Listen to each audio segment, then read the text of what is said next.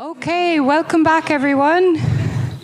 All right, so I hope you enjoyed that coffee break and had a good chance to wind down after those intense discussions in the moot. So I'm going to hand the floor over to our moot judges, who are going to share the outcome of the case, and then we'll make some awards to people involved in the moot. And we'll move on after that to talk about the poster presentations, and then we'll be giving certificates for everyone's participation today. Okay. Hi, everyone. Thank you so much for your patience. I know we went a bit over time. I will say the results of the court. So after around 30-minute deliberation, the judges found the following: individual violations of Hansel's rights, Article 25 in conjunction with Article 24, Article 23 in conjunction with Article 24, Article 24 on its own, and a failure from Fredonia's part to meet obligations under the conventions regarding Article 4.3 in conjunction with Article 24. I will give now the floor to Rosemary to address some comments and additional arguments. Thank you. Thank you. My comments are really not what you would normally find in a set of findings, but more just indicative for students to get a sense of how they argued the case. And the reasons that we found in favour of those particular articles is because just mentioning articles and not actually sustaining an argument, it's very hard for us to define violations. There's also an understanding of what's considered the interpretive matrix of the convention. So there are articles there that provide just interpretive elements to them, and they don't provide any substantive rights or obligations on states. They frame the convention in terms of its objects and purpose. So articles such as 1, the object and purpose, 2 and 3 provide interpretive elements. They don't provide substantive rights.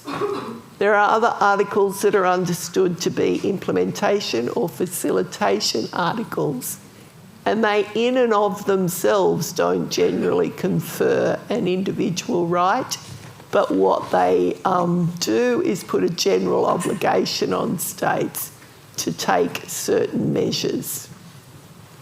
So if the findings seem slightly off skew with the amount of articles that were argued by the complainant, it is because we've had to discount some articles and focus on other articles in relation to Article 24, which is education, which was the substance of the complaint that was laid. There were articles that were put forward, and either no facts were put forward to sustain the argument, or there was an argument put forward that wasn't sustained. This was true for Article 19, which was mentioned but not then pursued with facts or to be sustained. Article 31 was put forward with facts, but it did not sustain the argument. So all in all, a pretty good effort by the team. In terms of the government's response to the claims, the arguments were strong, they were tight, they were focused, they contained to a smaller collection of points, so it was easier to follow the argument. The strength of their argument was around progressive realisation. We did not find it persuasive in terms of a middle income country for their progressive realisation to be dragged out over the period of time since ratification. So we would like to see some more movement towards inclusion before 2041. So all in all, the arguments, some were sustained and some weren't, but well done, everyone.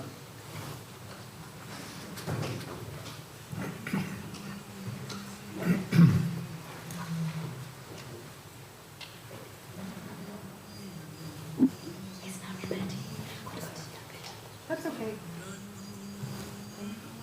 Do you want to say anything else while we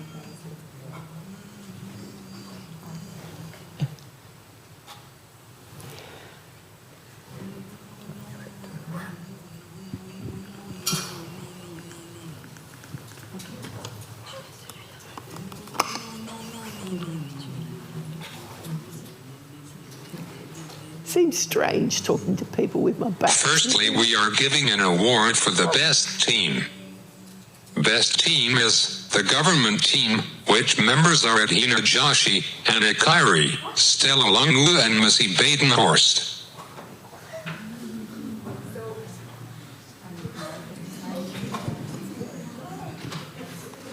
If members of the government team can make their way to the front of the auditorium, we have a certificate for each of you.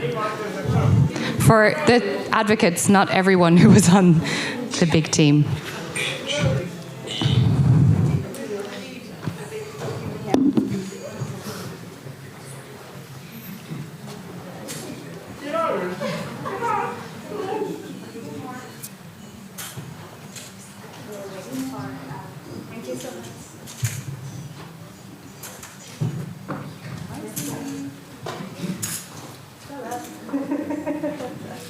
Thank you so much, everybody.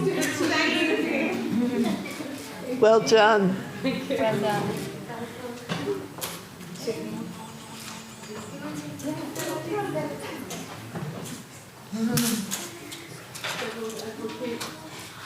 shouldn't be the case, right? Thank you.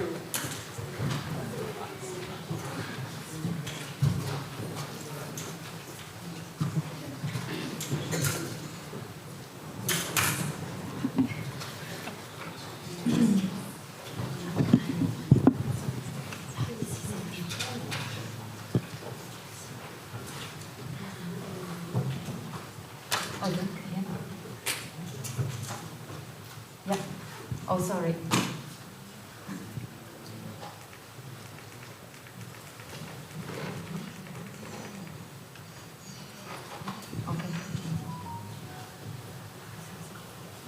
Then, we are awarding the best individual for this moot court.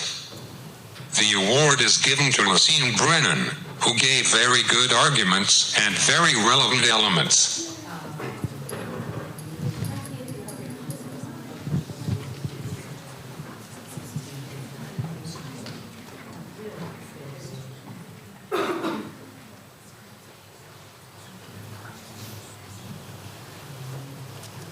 Take off my mask.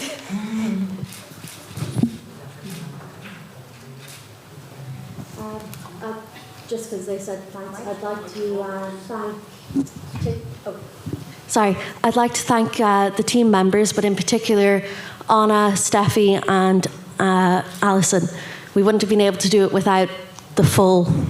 Well, I wouldn't have been able to do it without the full participation of everyone. Thank you. Congratulations. Thank you.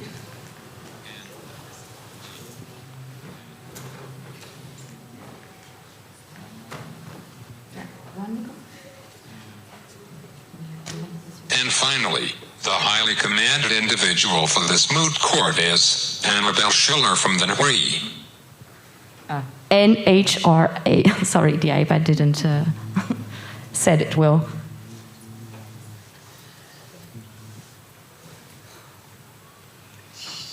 She's good. Yeah. Ah.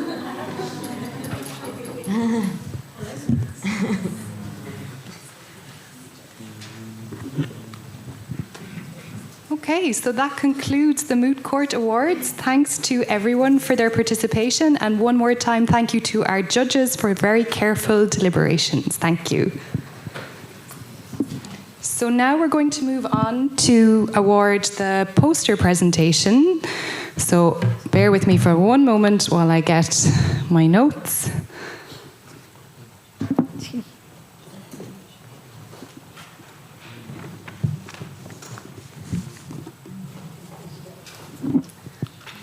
Okay, so the judges were very impressed with the variety and standard of posters presented at the session on Tuesday, and they commend all the participants for the time and effort they put into designing their posters.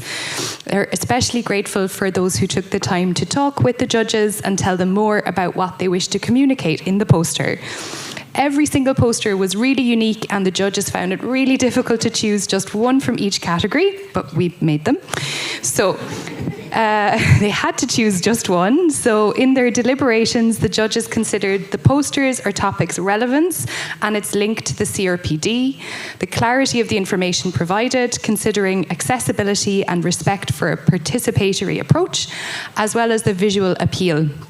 So criteria were given due weight with regard to each category. It's very official. So I would like to announce the winner in the category of academic posters is Melissa Bonotto for her poster, How Can Early Intervention Happening Early in a Child's Life Within the Family Support Preschool Context Address Children's Additional Needs. So Melissa isn't here with us today, but we will be sending her her certificate. And the winner in the category of non-academic poster is Guadalupe Barriela with her poster, Menstruation, Here We Are, Sexual Rights and Disability. So Guadalupe, if you make your way to the front of the auditorium, we have a little prize for you.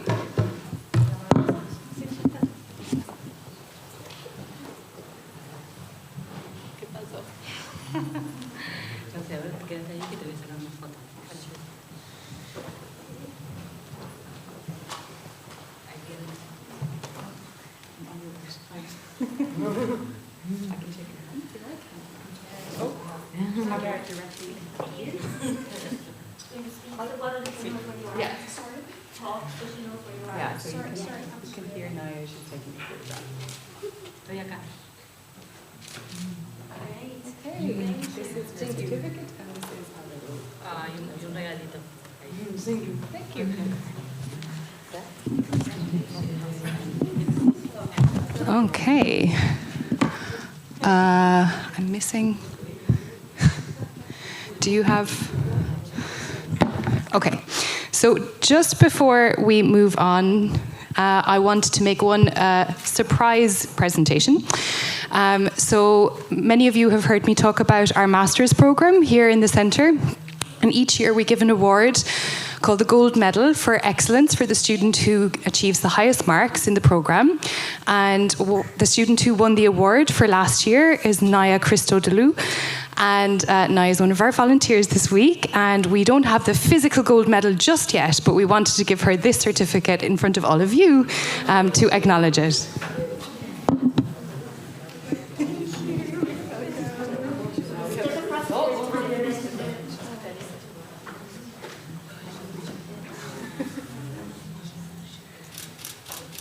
Take your own photo.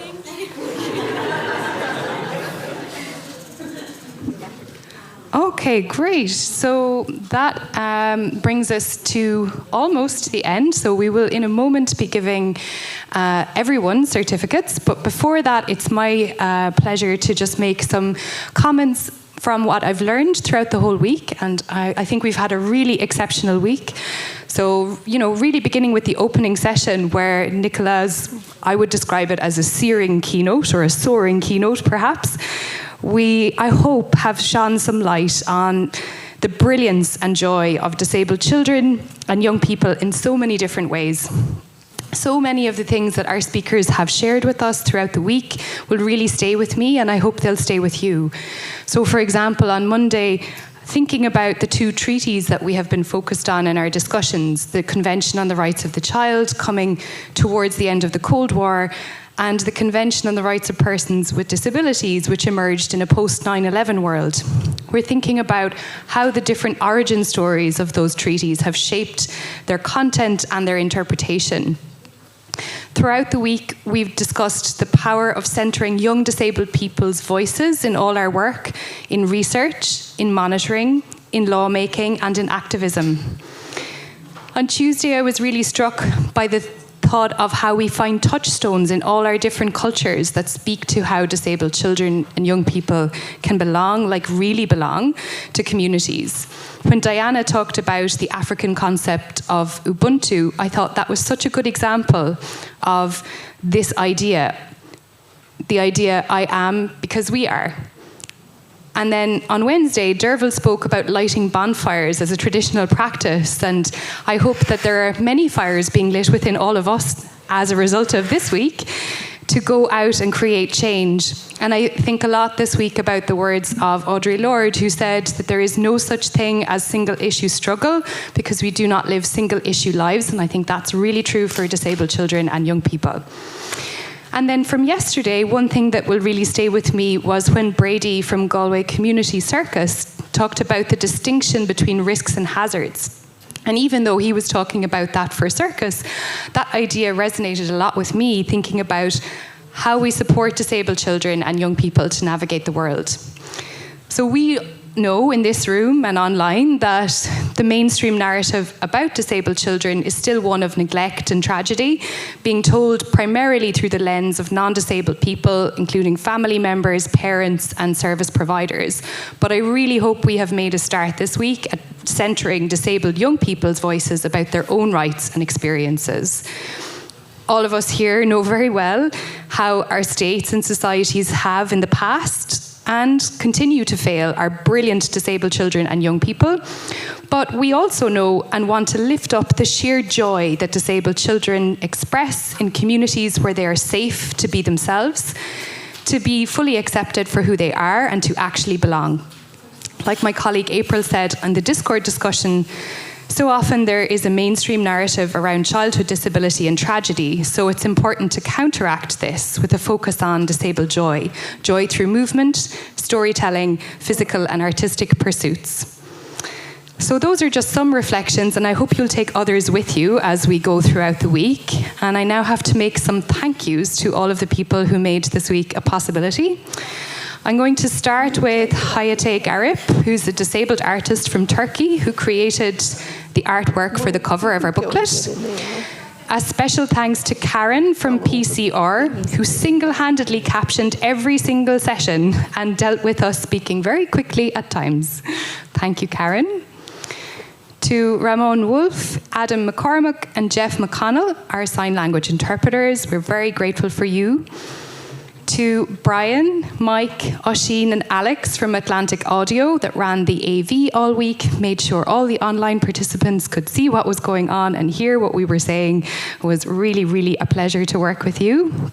And now we come to the amazing CDLP background team. So Joe, Sharon, Janusz, Mary, and all the team, including our remarkable volunteers. We had Emma and Siobhan particularly did lots of work on the craftivism, which was a huge undertaking. We also had Leadavai, Christine, Eilish, Naya, Nuria, Sarah, Kayla, Devon, Sashin, Stefan, Maisy, April, Gina, Nicaise, and Lorcan. So thank you all so much for creating this week. We couldn't have done it without you. And last but certainly not least, to my co-director, Cliona. So we've worked together in one form or another for probably 10 years now. So I won't bore the audience or embarrass Cliona by talking about everything I owe her, but we would never have had such a thoughtful, disabled, youth-centred and globally diverse group of speakers this week if it wasn't for your diligent detective work in finding them. So really huge thanks to Cliona for that. And thanks to all of you, our amazing delegates and the speakers from the week who are still with us. for such amazing, curious, insightful and thought-provoking discussions all week. I really hope you go out and continue to build on the discussions and the connections that you've made here and carry them with you into all the work you're doing. I know I'm still in contact with people that I met many summer schools ago here, and I find them an amazing resource, wealth of knowledge on how to actually make real change, and just a good group of people to rant with when things are going badly in the work that we're doing as well. So if you've enjoyed this week, and I hope you have, please do come back in some form or other. We will run another summer school next year, and hopefully every year. And if you've liked this week, you would probably also really like our Masters and PhD programs. So just to put another plug for those in. I've already had some great chats with different delegates about their ideas for research projects that we could work on together. So if that's something that you're still thinking about, you can always be in contact by email as well. And that's it from me. So safe travels, Slán Uaile. But before you go, it's time for certificates. So the most important job now is being handed over to Pat Dolan, who's going to say a few brief words before we close the online session, and then we'll give out the certificates to those physically in person, and everyone online will receive their digital certificate after today. So thanks, everyone.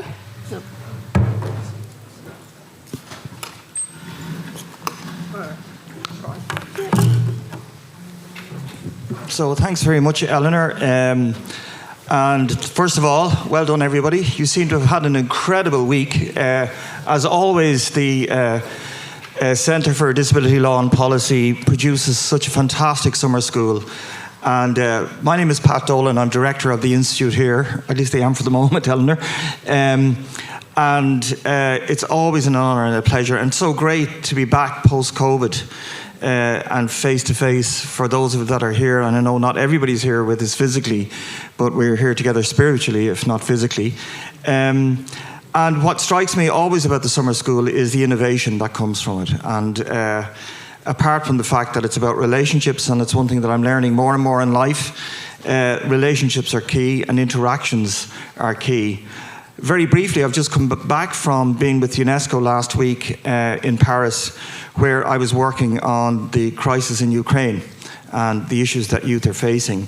And one of the key things that came out from a colleague, Anna Coates, in the University of Warsaw, who's UNESCO chair there and has done a huge amount of work on the issue of youth rights and disability, is the importance of personhood and relationships, both familial and community. And what was made very clear to me is the onus on universities and educational sector to be much more at the forefront around rights of people with disabilities, and also the importance of not just their voice, not just listening to them, but acting on what they say. And I do think that this summer school, which I don't know how many years it's going, how many years is it going, Eleanor? Wow, I mean, that's an incredible achievement to have gone that, and to keep going from strength to strength. And in the institute here, the Centre for Disability Law and Policy is an anchor centre, and has, apart from the fact under the days of Ger, it was one of the foundational centres for the institute. But they really are the unsung heroes within ILAS, in my view, and not least in the sense that they continuously produce what is, and what Cliona and Eleanor again have led on this year, another fantastic summer school. So well done, everybody. I hope you had a bit of fun, apart from everything else. If you hadn't, if anybody comes to Galway and they don't have fun, I worry about them. So you should have had fun on top of the work. And I actually think there's a correlation between the two, because I'm at a point in my life where I actually only want to work with people I like. I know that sounds terrible, but actually I'm at a point in my life, and I think we should not underestimate relationships. So well done, everybody. Safe home before we start giving out the certificates. And I think there's one for everyone in the audience. Normally that's a good joke to make, but it mightn't be today, and in the context of what's going on in Ireland. But well done to everybody, and to those of you online, congratulations. I assume you'll receive your certs via that World Wide Web thing, or attachment, or as my daughter says, one of those things, Dad. So well done, and we'll say goodbye to people online, and we're going to move to the presentation, which is between you and your lunch. So congratulations again, well done everybody, and we'll go to the presentations.